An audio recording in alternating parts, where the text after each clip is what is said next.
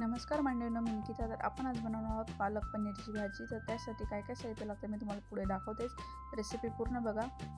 इथं मी पालक घेतलाय स्वच्छ धुवून, त्यानंतर पनीर घेतले आणि पनीरचे काप केले, कांदा टोमॅटो घेतला एक, त्यानंतर हिरवी मिरची, अद्रक लसूणची पेस्ट आणि कोथिंबीर. तर मी कांदा टोमॅटो आणि लसूण असे मी बारीक पेस्ट करून घेते. त्यानंतर आपण कढईमध्ये तेल घेणार आहोत 2 चमचे इतकं. त्यानंतर आपण त्यामध्ये टाकणार आहोत पालक आपण त्यामध्ये छान असं परतवून घ्यायचं आहे 5 ते 10 मिनटं. त्यानंतर तो थंड होऊ द्यायचा आणि त्यानंतर परत त्याची पेस्ट करायची आपल्याला, म्हणजेच प्युरी करायची आहे. तर इथं छान असा पालक शिजून म्हणजे परतवून झालेला आहे माझा तेलामध्ये. आता मी ते थंड होण्यासाठी ठेवणार आहे आणि त्यानंतर याची प्युरी करून घेणार आहे. पालक मी थंड होण्यासाठी ठेवला आहे. आता मी कढईमध्ये पुन्हा तेल घेते 2 चमचेसारखं आणि पनीरचे मी छोटे छोटे काप करून घेतले. ते पनीर आता आपण ह्यामध्ये टाकून शॅलो फ्राय करून घेणार आहे 5 ते 10 मिनटं. आता तुम्ही बघू शकता इथं माझी पालकची प्युरी झाली आहे, टोमॅटो कांद्याची प्युरी झाली आणि पनीरसुद्धा शॅलो फ्राय झालं आहे. तर इथं हिरवी मिरची, अद्रक लसूण आणि त्याची पेस्ट आहे आणि त्याचबरोबर कोथिंबीर आहे. कढईमध्ये आपण सगळ्यात आधी तेल घ्यायचं आहे.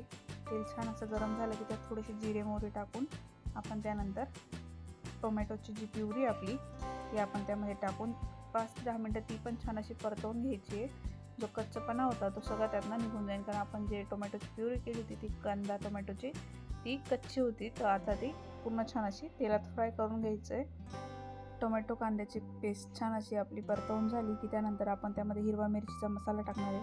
त्याचबरोबर घरातले जे घरगुती मसाले आपले लाल तिखट, धना पावडर, जिरा पावडर, गरम मसाला, हळद आणि पनीर मसाला असे हे सर्व मसाले आपण त्यामध्ये ॲड करणार आहे. पुन्हा ते 5 ते 10 मिनटं छान अशी परतवून झाले की त्यानंतर आपण टाकणार आहोत त्यामध्ये आपली पालकची जी प्युरी होती ती पालकची प्युरी पण आपण छान अशी परतवून घ्यायची आणि त्यानंतर आपण टाकणार आहोत त्यामध्ये थोडंसं जे सर्व ग्रेव्ही आणि मसाले एकजीव करून घ्यायचे आणि छान असं उकळीत ठेवीपर्यंत म्हणजेच 5 ते 10 मिनटापर्यंत छान असं परतवून द्यायचं. त्यानंतर चवीनुसार मीठ टाकायचं आहे आणि आपण त्यानंतर टाकणार आहोत जे फ्राय केलेले आपले पनीर आहेत ते. आणि जे पनीर त्यातले काही पनीर साईडला ठेवले, जे नंतर मी डिश सर्व करताना त्यावर किसून घेणार आहे. आणि छान अशी भाजीला उकळी येऊ द्यायची आणि खूप छान अशी आपली भाजी तयार झाली आहे. तर इथं मी आता कोथिंबीर टाकून ही छान अशी प्लेट सर्व करते. तर तुम्हाला व्हिडिओ कसा वाटला मला नक्कीच कमेंट करून सांगा आणि भेटूया आपण पुन्हा नवीन व्हिडिओमध्ये. तोपर्यंत धन्यवाद.